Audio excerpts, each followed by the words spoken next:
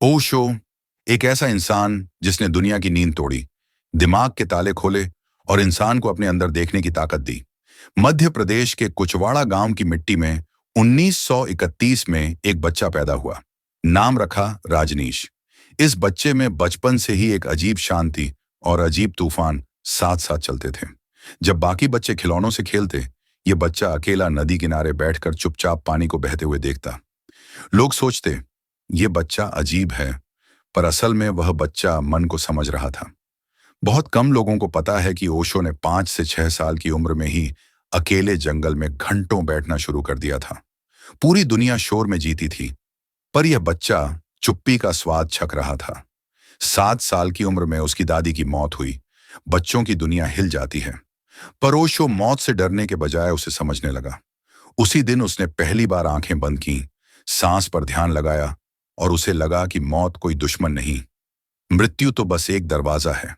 बचपन में ओशो का मन इतना मजबूत था कि गांव के लोग कहते, ये बच्चा किसी जन्म में साधु रहा होगा। वो पेड़ की सबसे ऊंची डाल पर चढ़ जाता, नदी के सबसे गहरे हिस्से में कूद जाता, सांपों के पास जा बैठता। क्यों? क्योंकि ओशो कहते थे, जिससे डर लगता है उसी को सबसे पहले पकड़ो, वहीं तुम्हारा बदला हुआ जीवन शुरू होता है। 16 साल की उम्र में ओशो को पहली बार एक गहरे ध्यान का अनुभव हुआ। वो कहते थे कि उस रात उन्हें ऐसा लगा जैसे पूरी दुनिया रुक गई है, केवल वो और शून्यता रह गए हैं। ये बात बहुत कम लोग जानते हैं कि ओशो को पहला जागरण अनुभव नदी किनारे एक नीम के पेड़ के नीचे बैठकर हुआ था, जहां उन्होंने महसूस किया कि इंसान का मन सिर्फ एक परछाई है, असली शक्ति तो भीतर बैठा साक्षी है। कॉलेज पहुंचे तो ओशो बहसों का तूफान बन गए। हिंदू धर्म, इस्लाम, ईसाई, कोई भी विषय हो, ओशो उसका गहरा सच सामने रख देते। लोग जल जाते, पर ओशो कहते, सच बोलने वाला कभी पसंद नहीं किया जाता, क्योंकि सच लोगों की नींद तोड़ देता है। बहुत कम लोगों को पता है कि कॉलेज के समय ओशो रोज 12 से 14 घंटे किताबें पढ़ते थे। इतिहास, विज्ञान, मनोविज्ञान, धर्म, जो मिले वो पढ़ डालते। उन्होंने अपने जीवन में 1 लाख से ज्यादा किताबें पढ़ डाली। यही कारण था कि उनकी बातों की गहराई आज भी किसी के बस की नहीं है। शिक्षक बने तो ओशो ने पढ़ाना नहीं, लोगों का सोचने का तरीका बदलना शुरू किया। वो कहते, मन पर नियंत्रण किताबों से नहीं होता, मन पर नियंत्रण अनुभव से होता है। अपने मन को देखो, वो दौड़ रहा है, उसे भागने दो, धीरे धीरे वह थक जाएगा। फिर 1970 का समय आया। ओशो ने दुनिया को एक ऐसा ध्यान दिया जिसे आज भी 40 देशों में किया जाता है, गतिशील ध्यान। इसमें लोग चिल्लाते, हंसते, रोते, नाचते, फेंकते, तोड़ते, जो भी मन में दबा था वह बाहर बह जाता। ओशो कहते, मन को चुप कराना नहीं, मन को हल्का करना जरूरी है।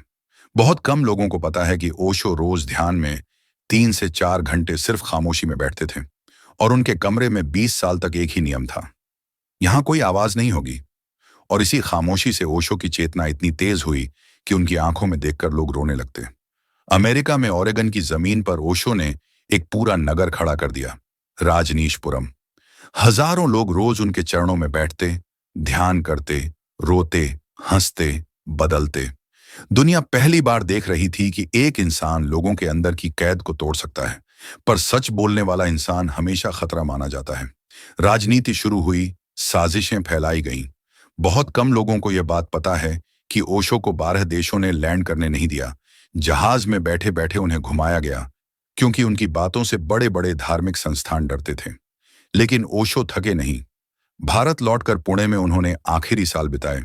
उनकी आंखें शांत थीं, आवाज धीमी थी, पर उनके शब्द आज भी आग की तरह जलते हैं। ओशो कहते थे, मन को हराने की कोशिश मत करो, मन को समझो।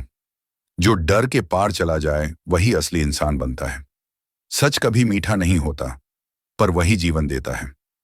1990 में उनका शरीर चला गया, पर ओशो की चेतना आज भी जिंदा है। उनके शब्द आज भी अंधेरी सोच में रोशनी करते हैं। उनकी हंसी आज भी लोगों के दिल की जंजीरें तोड़ देती हैं। उनका संदेश साफ है, अपने जैसे बनो। पूरी दुनिया तुम्हें रोक सकती है, पर तुम खुद को मत रोकना। अगर ओशो की ये कहानी सुनकर तेरे मन में हलचल हुई हो, तेरी नींद टूटी हो, या तूने खुद को थोड़ा सा भी समझा हो, तो नीचे कमेंट में लिख मैं जाग गया हूं।